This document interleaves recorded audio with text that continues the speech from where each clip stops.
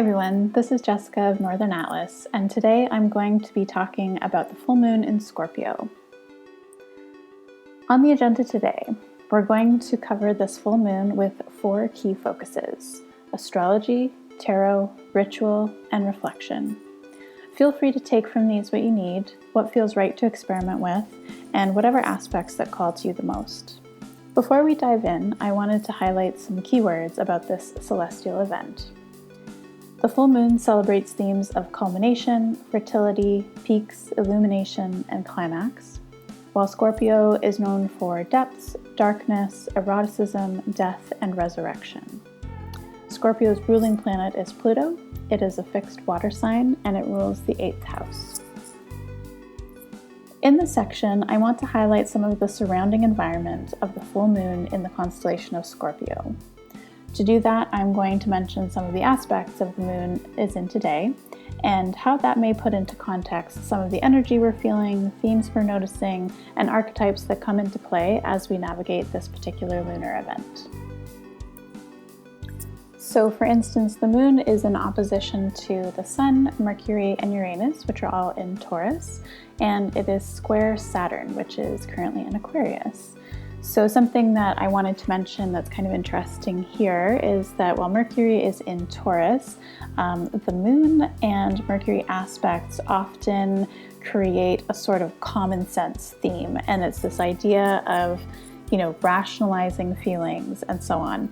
But because the moon and Mercury are currently in opposition, I don't think that we're going to be seeing too much of that today. I think instead we're going to be seeing a bit more focus on I'm feeling what I'm feeling, and I may expose that to you or I may not, but I don't think we're going to be seeing a whole lot of rationalization going on at the moment. Next, I wanted to provide you with a tarot spread for the Scorpio archetype on this full moon. As I mentioned before, the full moon is a time of climax, culmination, illumination, fertility. These themes can be as literal or as metaphorical as you like. And because the moon rules our emotional and inner world, this tarot spread is focused on questions around that area of our life. So card 1 asks, what am I overly sensitive to at this time? I can think of a few things for myself. Card 2 asks, what can I release before it floods me?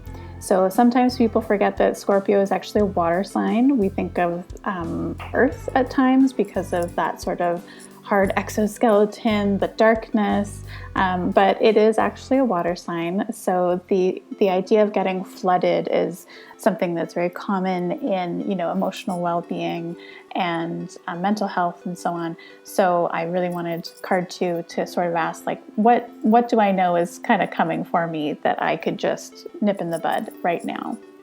And card 3 asks, what barrier is safe to shed? So the Scorpio archetype is not one to allow for much external speculation around its inner world. So these questions are really meant to scrutinize those sort of natural tendencies of the secretive Scorpion. Next, I have ritual, and I've made a little playlist for the what's actually a supermoon in Scorpio, and you can see the link there. I'll also have it below. Some altar elements that I think would be really complementary at this time would be flower petals in a small bowl or cup of water. This could be water from your tap. You don't have to be, getting syrup from a tree or rainwater or anything like that. I think you can get the water from wherever you see fit. And I think it would be really cool to include like a rock, whether it's a stone that you get on a walk or in your yard, or a crystal that is really important to you, and a piece of fruit. I really like this idea of the soft underbelly, the hard exoskeleton, the soft innards, the rock hard external of the Scorpio archetype. And I think that would be really powerful to have on your altar. And next, I wanted to guide you through a hand bath water ritual. So in a sink, bath, or large bowl, pour some warm water and allow it to cool to whatever is going to be a tolerable state for you. In your dominant hand, Clench a fist around the stone that we mentioned that will be on your altar, and begin to slowly submerge your hand holding the rock really tight. As your hand bathes, begin to loosen your grip of the rock. Allow water into your fist and start to notice the sensations of your palm, your fingers, your shoulders, your abdomen, your pelvic floor, your sphincter. And in unison, begin to clench and release, clench and release all those parts of your body. As you do so, breathe in through your nose and hold yourself taut. Linger as you do, counting to 4. Hold your breath for 5. And as you exhale, release for 6. As this rhythm of breathing, clenching, holding, and releasing becomes familiar, begin to utter these words as loud and as long as you like. I am here, I am present, I am safe. I am visible, I am admired, I am safe. I am taboo, I am mortal, I am safe. The idea behind this chant is that you'll be clenching on the first I am, holding on the second, and releasing on the third. Because this idea of I am safe, it really needs to be associated with that release and that connection to the body. Finally, we move on to reflection. So something that I wanted to include with this overall sort of meditation on the full moon in Scorpio is a Clarice Lispector quote. I'm currently reading Agua Viva, which is really beautiful and really stunning and quite short, and it's full of a lot of paragraphs and tangents and streams of consciousness such as this. So I just wanted to read this out for you as sort of a closing to our time together here. But I also know of yet another life.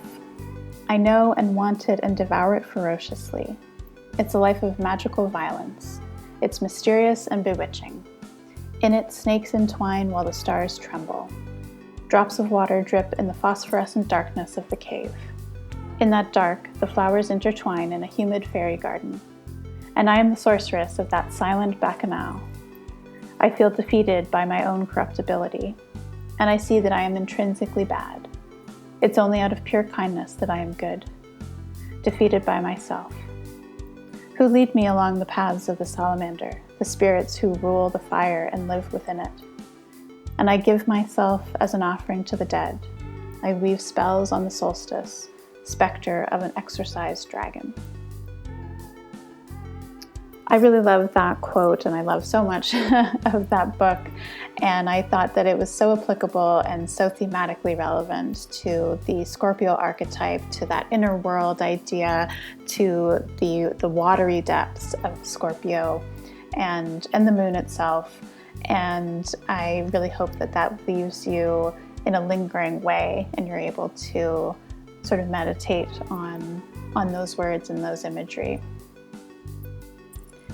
So thank you so much for joining me today and talking with me and listening with me about the full moon in Scorpio. It's been such a pleasure and such a joy, and I really hope that we can do it again sometime.